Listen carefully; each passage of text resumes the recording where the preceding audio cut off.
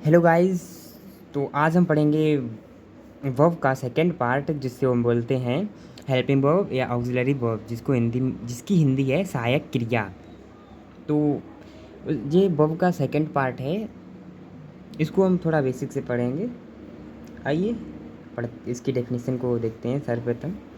तो वे वर्ब जो principal verb के साथ प्रयुक्त होकर यानी कि मिलकर वाक्य को अर्थपूर्ण बनाने में सहायक करती हैं, वे सहायक क्रिया कहलाती हैं या मेन वर्ब नहीं सॉरी हेल्पिंग वर्ब और ऑक्सिलरी वर्ब कहलाती हैं। जैसे कि is am are was were has have should would may might could, ये सब क्या है? Helping verb. एग्जाम्पल देखते हैं। I am reading a book, मैं बुक पढ़ रहा हूँ। तो एम क्या है? एम है हेल्पिंग वर्ब, उसकी सहायता कर रहा है। ओके। तो इज एम आपको इतना याद रखना है कि helping verb is am are was were has have should could would may might ought to वगैरह होती हैं। ओके, जो कि आने वाले लेक्चर में हम पढ़ेंगे, आने वाले चैप्टर में। ये तो मैन वर्ब का सेकंड लेक्चर है। तो वो नेक्स्ट चैप्टर हमारा है मॉडल ऑक्सिलरी, अभी यहाँ पे हम पढ़ेंगे। तो जो हेल्पिंग वर्ब है ना, वो भी हमारे दो पार्ट में डिवाइड हुई है। तो पहला पार्ट उसका है प्राइमरी ऑक्सिलरी, दूसरा है सेकंड मॉडल ऑक्सिलरी। तो देखिए, प्राइमरी ऑक्सिलरी है वो अभी हम इसी लेक्चर में पढ़ेंगे, और जो मॉडल ऑक्सिलरी है ये थोड़ा बड़ा है। इसमें हमारे could would should may might ought to can ये सारे आएंगे। तो इसको हम आने वाले नेक्स्ट चैप्टर में या नेक्स्ट लेक्चर में पढ़ेंगे। नेक्स्ट चैप्टर हमारा लेक आने वाला है, जो नेक्स्ट लेक्चर होगा उसमें हम इसी को पढ़ने वाले हैं। ओके, इसलिए पहले हम क्या पढ़ेंगे? प्राइमरी ऑक्सिलरी पढ़ेंगे। इसको हम नेक्स्ट लेक्चर में, जो कि हमारा नया चैप्टर भी होगा सिक्स्थ, उसका नाम भी है ये मॉडल ऑक्सिलरीज। तो पहले देखते हैं प्राइमरी ऑक्सिलरीज, जिसकी हिंदी है प्राथमिक सहायक क्रियाएं। तो आइए इसकी डेफिनेशन देखते हैं। वे वर्ब जो मैन वर्ब के साथ प्रयुक्त होकर या मिलकर उनके टेंस प्रकट करने में सहायता करती हैं, प्राइमरी ऑक्सिलरी कहलाती हैं। इसके अंतर्गत बी हैव डू के भिन्न रूपों का प्रयोग होता है। ये क्या होता है? इसके अंदर कुछ हेल्पिंग वर्ब होती हैं, जैसे कि बी मतलब होना होता है, तो जो होने को कार्य को प्रेजेंट टाइम में दर्शाती हैं, यानी कि हो रहा है वो। प्रेजेंट टाइम तो नहीं, ऐसा होता है कि वो चाहे काम हो रहा होता है। हैव का मतलब हो चुका होता है। अब वो प्रेजेंट में हो सकता है, परफेक्ट में हो सकता है, खैर परफेक्ट में ही होगा। डू डू का क्या होता है? कि कोई काम होता है, तो ये उसके अंदर आने वाली क्रियाएं डू डू कहलाती हैं। तो पहले हम देखेंगे बी का प्रयोग। तो देखिए, बी का प्रयोग सिंपल सा ऐसा है कि बी का मतलब होता है होना। बी इसका मतलब होता है होना। तो इजेम और वॉजवर ये सब कब प्रयोग किए? कब प्रयोग की जाती हैं?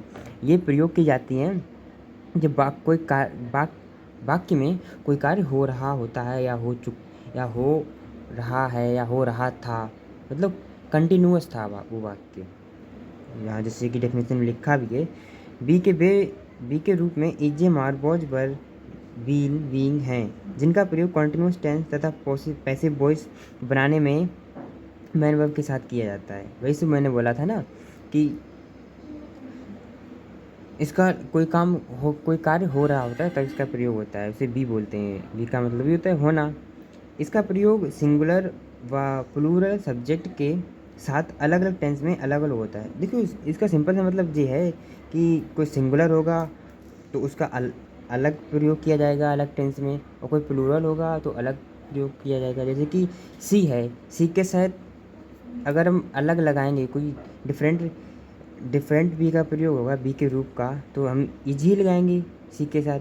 और अगर टेंस चेंज कर देते हैं, अलग हो जाएगा, तो उसमें बॉज लगाएंगे। बस इसका सिंपल सा मतलब यही है, सी के साथ तब बॉज आएगा। ओके, तो इसका क्या है? Rahul is playing football. तो राहुल क्या है? राहुल इज आ गया, राहुल फुटबॉल खेल रहा है। They are playing cricket, easy है। इज एम आर इनको देखना है, बी का ये प्राइमरी ऑक्सिलरी है। I hope this is clear. एक चीज़ और था कि सिंगुलर से प्लूरल। देखिए, इज का सिंगुलर, एम का सिंगुलर, आर का सिंगुलर ये सिंगुलर ही है। इसका इज एम आर इन तीनों का प्लूरल क्या होता है? इन तीनों का प्लूरल होता है आर।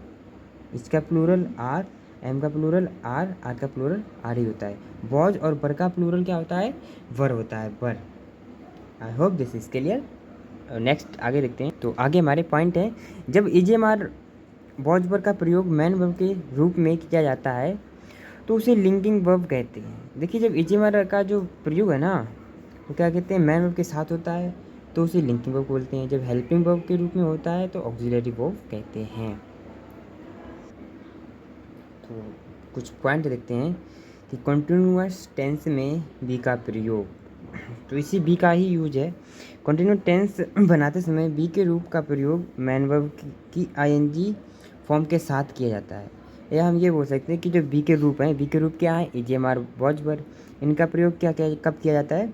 जो मैन वर्ब की आईएनजी होती है ना, मैन वर्ब के साथ आईएनजी जोड़ जाती है तो उससे पहले ही आएगा। यानी कि साथ का मतलब यही है कि उससे पहले आएगा। जो मैन वर्ब है ना, उसके जस्ट पहले आएगा क्या? बी का, बी के रूप। जैसे कि you are eating something, he was saying something, तो आईएनजी वाला ये मैन वर्ब है ना, इसके साथ आईएनजी है, इसके जस्ट पीछे क्या है? हमारा हेल्पिंग वर्ब होगा आर। और जस्ट इसमें भी यही है कि जस्ट बाद में, जस्ट पहले वॉज आ गया। आई होप दिस इज क्लियर। अब देखते हैं कि पैसिव वॉइस में बी का प्रयोग कैसे होता है। इसमें मैन वर्ब की थर्ड फॉर्म के साथ, या ये बोल सकते हैं कि मैन वर्ब की जो थर्ड फॉर्म आती है उससे जस्ट पहले। और ये वर्ब की फॉर्म्स क्या है, ये अभी इसी चैप्टर अभी आगे पढ़ने वाले हैं हम। तो English is taught by you, English तुम्हारे द्वारा पढ़ाई जाती है। तो ये क्या है? थर्ड फॉर्म है मैन वर्ब की, उसके जस्ट पहले ही इज आ गया। ये हमारे क्या है? हेल्पिंग वर्ब है। वही इसमें they are beaten by the father, वही पिता के द्वारा, पिताजी के द्वारा कि कूटे गए हैं, नहीं गए नहीं है, कूटते हैं। तो यहाँ पे क्या है? बीटन थर्ड फॉर्म है और उसके जस्ट पहले क्या आया? हमारा आर, यानी कि हेल्पिंग वर्ब। अब बी का तो प्रयोग हो गया। अब हम देखते हैं हैव का प्रयोग। तो हैव के अंदर तीन रूप आते हैं। हैव के तीन रूप हैं, हैव, हैज, हैड। यानी कि हैव को ना गिने तो दो ही बोल सकते हैं। तो हैव के ये तीन या दो बोल सकते हैं, हैजव या हैड रूप हैं, जिनका प्रयोग परफेक्ट टेंस बनाने में मैन वर्ब के साथ किया जाता है। भाई ये कि मैन वर्ब से जस्ट पहले ही आएगा साथ का मतलब जस्ट पहले आएगा। तो हैव के विभिन्न रूपों का प्रयोग सिंगुलर व प्लूरल सब्जेक्ट के साथ अलग अलग टेंस में अलग अलग किया जाता है। देखिए, इसमें भी वही है जैसे कि मैंने बोला था ना, हैव और हैज़ का प्लूरल क्या होगा? हैव। हैड का प्लूरल हैड ही रहता है। और इसमें क्या बताया था मैंने, जिसकी कि सी हैज़ आ कार, ये हमारा सिंगुलर हो गया। अब हम ये बोल सकते हैं, ये हमारा क्या है? सिंगुलर का था। सिंगुलर और प्लूरल के साथ अलग अलग होता है। हाँ, तो देखिए सी है, सी सिंगुलर है तो उसके साथ अलग वर्ब यानी कि मैन वर्ब यूज करेंगे। क्या? सी के साथ है जाएगा, दे के साथ हैव आएगा। और क्या बोलते हैं, मतलब जो हेड होता है ना, वो सबके साथ आ सकता है, चाहे सिंगुलर हो या प्लूरल हो। हैव का जो पॉइंट है वो देखते हैं हम। तो हैव का क्या है? हैव का पहला पॉइंट है कि परफेक्ट टेंस में हैव का प्रयोग। तो देखिए, इसमें क्या है कि इस टेंस को बनाते समय हैव के रूपों का प्रयोग वर्ब की थर्ड फॉर्म के साथ किया जाता है। तो जैसे कि मैन वर्ब होती है ना, उसके जस्ट पहले ही आएगी, मैंने बोला था। तो we have played the music, ये हमारी थर्ड फॉर्म है, उससे जस्ट इस पहले क्या आया? हमारा हैव। नेक्स्ट या एग्जाम्पल है he has gone to the market. देखिए ईजी है, कुछ ज़्यादा इसमें टफ कॉम्प्लेक्स टफ नहीं है। तो जैसे कि गॉन हमारा थर्ड फॉर्म हो गया, उसके जस्ट पहले हैज आ गया, हेल्पिंग वर्ब है, हेल्पिंग वर्ब दिख गई, बात खत्म। कुछ ज़्यादा थिंकिंग या प्रेशर लेने की इसमें ज़रूरत नहीं होती है। सेकंड पॉइंट हमारा है कि परफेक्ट कॉन्टिन्यूअस टेंस में हैव का प्रयोग। ये टेंस भी हम आने वाले चैप्टरों में पढ़ेंगे, बट उससे पहले हम ये देखेंगे कि इस टेंस को बनाते समय हैज़, हैव एंड हैड का प्रयोग बीन के साथ किया जाता है। वही है कि साथ बीन से पहले आएगा। जी हैज या हैड है ना, इसका ये परफेक्ट कॉन्टिन्यूस टेंस में बीन के पहले आएंगे हैज़ हैव हैड, अगर तीनों का किसी में यूज हो रहा है। जैसे कि he has been living in Delhi for 2 days, वह दिल्ली में 2 दिन से रह रहा है। इसमें क्या होगा, हैज़ बीन है ना, बीन से पहले हैज़ लगा दिया, बस सिंपल सा है परफेक्ट कंटिन्यूस टेंस में। ये था परफेक्ट ऊपर वाला था परफेक्ट टेंस में, और ये perfect continuous tense. I hope have का प्रयोग समझ में आया होगा। अब देखते हैं डू का प्रयोग। तो डू का प्रयोग जो है, डू के अंतर्गत 3 शब्द आते हैं, या 3 क्या 2 ही बोलेंगे, डू खुद ही एक रूप है उसका। डू, डज, डिड, ये 2 ही रूप इसके हम कहेंगे। तो डू के रूप डज या डिड हैं, जिनका प्रयोग प्रेजेंट इंडेफिनेट टेंस तथा इंडेफिनेट टेंस, देखिए जो डू का प्रयोग है ना, वो प्रेजेंट इंडेफिनेट टेंस तथा इंडेफिनेट टेंस के नेगेटिव व इंटेरोगेटिव वाक्य में होता है।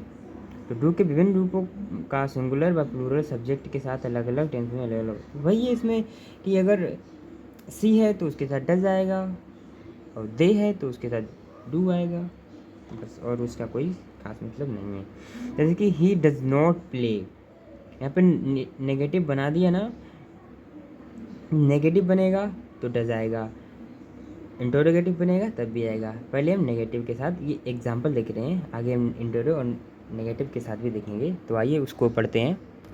तो देखिए हमारा पहला है कि प्रेजेंट इंडेफिनाइट टेंस में डू का प्रयोग, जैसे कि मैंने बोला था कि प्रेजेंट इंडेफिनाइट टेंस को नेगेटिव और नेगेटिव सेंटेंस बनाते समय डू या डज का प्रयोग करते हैं।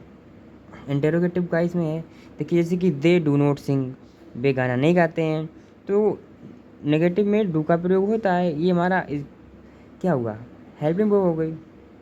सी डज नॉट ईट मैंगोज, वे आम नहीं खाती है। तो क्या यहाँ पे भी नेगेटिव हो गया ना सेंटेंस, और नेगेटिव सेंटेंस के साथ प्रेजेंट इंडेफिनेट टेंस में डज आता है और किसी में नहीं आता है। ओके, तो ये था प्रेजेंट इंडेफिनाइट टेंस का नेगेटिव। अब हम देखते हैं प्रेजेंट इंडेफिनाइट टेंस में इंटेरोगेटिव बनाते समय। तो क्या है, इस टेंस को यानी कि प्रेजेंट इंडेफिनाइट टेंस का इंटेरोगेटिव बनाते समय सब्जेक्ट से पहले इसका प्रयोग किया जाता है। जैसे कि मैन वर्ब है, मैन वर्ब के फर्स्ट फॉर्म के साथ सब्जेक्ट के साथ प्रयोग किया जाता है। तो इसका मतलब यही है कि जब इंटेरोगेटिव होता है ना, तो जो हमारा सब्जेक्ट है, सब्जेक्ट से जस्ट पहले हमारी हेल्पिंग वर्ब आएगी, और सब्जेक्ट के जस्ट बाद हमारा मैन वर्ब आएगी। जैसे कि ये एग्जांपल में देखते हैं, जैसे कि do you write a letter, ये हमारा क्या होगा, सब्जेक्ट, सब्जेक्ट से जस्ट पहले हमारी क्या आ गई, मैन वर्ब, नहीं सॉरी हेल्पिंग वर्ब, उसके जस्ट बाद हमारी हैव मैन वर्ब ही आएगी। भाई इसमें सब्जेक्ट से जस्ट पहले हेल्पिंग वर्ब, सब्जेक्ट से जस्ट बाद man verb. Okay, I hope this is clear. Next क्या है कि पास्ट इंडेफिनाइट टेंस में डू का प्रयोग। तो देखिए इसमें जो डू का रूप होता है ना, उसे उसमें डिड का प्रयोग करते हैं। डू के दो तीन रूप थे ना, तो इसमें डिड का प्रयोग करेंगे पास्ट में, क्योंकि डिड जो है वो पास्ट का शब्द है। तो इस टेंस के नेगेटिव सेंटेंस बनाते समय डू का रूप डिड के साथ नॉट लगाकर मैन वर्ब की फर्स्ट फॉर्म का प्रयोग होता है। हाँ, इसमें देखिए मैन वर्ब की फर्स्ट फॉर्म का यूज होता है। जैसे कि he did not tell a lie, not से पहले क्या हुआ, डिड लगा दिया। वैसे जो अगर इसे नेगेटिव में ना ले जाते, तो इसमें जो वो मैन वर्ब है ना, उसको सेकंड फॉर्म, इस यहाँ पे सेकंड फॉर्म यूज की जाती है, जो कि सेंटेंस आने पर देखे जाएंगे। सेंटेंस बोले तो tense. He did not tell a lie, तो यहाँ पे डिड क्या है, डिड हमारी हेल्पिंग वर्ब है। वही सी डिड नॉट कुक फूड, यहाँ पे डिड हमारा क्या है, हेल्पिंग वर्ब है। अब नेक्स्ट हम क्या देखते हैं कि इस बोले तो पास्ट इंडेफिनाइट टेंस के इंटेरोगेटिव सेंटेंस बनाते समय डिड का प्रयोग सब्जेक्ट से पहले किया जाता है तथा सब्जेक्ट के बाद मेन वर्ब की फर्स्ट। वही है, सेम था जो पिछले वाले में था, वही सेम इसमें। Did they go to the temple, यहाँ पे डिड हमारा क्या है, सब्जेक्ट से पहले, सब्जेक्ट के साथ बोले तो सब्जेक्ट से पहले ही आएगा, साथ का मतलब पहले ही आएगा। तो सब्जेक्ट है, उससे पहले डिड यानी कि हेल्पिंग वर्ब आ गई, उसके जस्ट बाद क्या है, मैन वर्ब आएगी, गो मैन वर्ब की, और वो भी मैन वर्ब की फर्स्ट फॉर्म ही होगी। ओके, यहाँ पे did he play any game, यहाँ पे क्या आई हमारी सब्जेक्ट, सब्जेक्ट से जस्ट पहले ये क्या आया हमारा हेल्पिंग वर्ब। और हेल्पिंग वर्ब के जस्ट बाद क्या आया, नहीं, हेल्पिंग वर्ब के जस्ट बाद सब्जेक्ट आएगा और सब्जेक्ट के जस्ट बाद मैन वर्ब आएगी। और मैन वर्ब की जो फॉर्म होगी ना वो फर्स्ट फॉर्म होगी। अब ये फॉर्म क्या है फॉर्म, आइए हम वर्ब की फॉर्म्स को देखते हैं। ये तो हमारा क्लियर हो गया, अब वर्ब की फॉर्म को देखेंगे। वर्ब हमारी क्लियर हुई, उसके फॉर्म की 3-4 प्रकार होते हैं वो देखते हैं। तो ये है हमारी वर्ब की फॉर्म्स। तो फॉर्म्स ऑफ वर्ब, तो क्रिया के रूप इसके 4 फॉर्म्स होती हैं। पहले है बेस फॉर्म या फर्स्ट फॉर्म, दूसरी है पास्ट फॉर्म या सेकेंड फॉर्म, तीसरी है पास्ट पार्टिकल फॉर्म या थर्ड फॉर्म, फोर्थ है प्रेजेंट पार्टिकल फॉर्म या आईएनजी फॉर्म। देखिए वर्ब की जो फॉर्म का प्रयोग अलग अलग टेंस में अलग अलग होता है, जिनका अध्याय हम टेंस वाले अध्याय में करेंगे। मैंने बोला था ना टेंस वाले अध्याय में बहुत कुछ पढ़ेंगे, जब टेंस आएंगे तब। तो देखिए क्या है फर्स्ट फॉर्म क्या है, फर्स्ट फॉर्म अराइज का मतलब होता है उठना या उगना। तो वही है सेकेंड फॉर्म। देखिए सेकेंड फॉर्म में क्या हो जाता है, सेकेंड फॉर्म जो है वो हमारी पास्ट में चली जाती है। First form, second form, third form और आईएनजी फॉर्म। तो वर्ब की 4 फॉर्म होती हैं, first form, second form, third form, I N G form, जिसके यहाँ पे अलग अलग नाम भी दिए गए हैं 4, उनको भी आप ध्यान रख सकते हैं, ज़रूरी है कहीं आ गया ऑब्जेक्टिव में। तो जैसे कि अराइज का अरोज हो गया, अराइजन हो गया, थर्ड फॉर्म अराइजिंग होगी। वही एक अवेक है, अवेक मैन वर्ब, यानी कि मैन वर्ब तो है ही, ये बेस फॉर्म है वर्ब का। और ये पास्ट फॉर्म है, यानी कि ये जो सेकेंड फॉर्म होती है ना वो पास्ट में चली जाती है, ये भी पास्ट में ही रहती है। बट जो मैन वर्ब है ना यही प्रेजेंट में रहती है, यानी प्रेजेंट बोले तो ये बेस है। ऐसे करके कुछ फॉर्म्स की लिस्ट है जो याद कर लेना है, जो इम्पोर्टेंट हैं। आई होप ये चैप्टर समझ में आया होगा। और यहाँ पे हमारी वर्ब जो है ना वो ख़त्म होती है। नेक्स्ट चैप्टर हम देखेंगे अपना ऑक्सिलरी, मॉडल ऑक्सिलरी, जो कि इसी का रिलेटेड है। बट यहाँ पे हमारा ये चैप्टर ख़त्म हो गया, थोड़ा सा रह गया है, वो है वर्ब मॉडल ऑक्सिलरी, जो कि हेल्पिंग वर्ब का पार्ट है। I hope this is clear, अब समझ में आया होगा सब कुछ। जो समझ में ना आया हो कृपया उसको कमेंट सेक्शन में पूछ लें। धन्यवाद।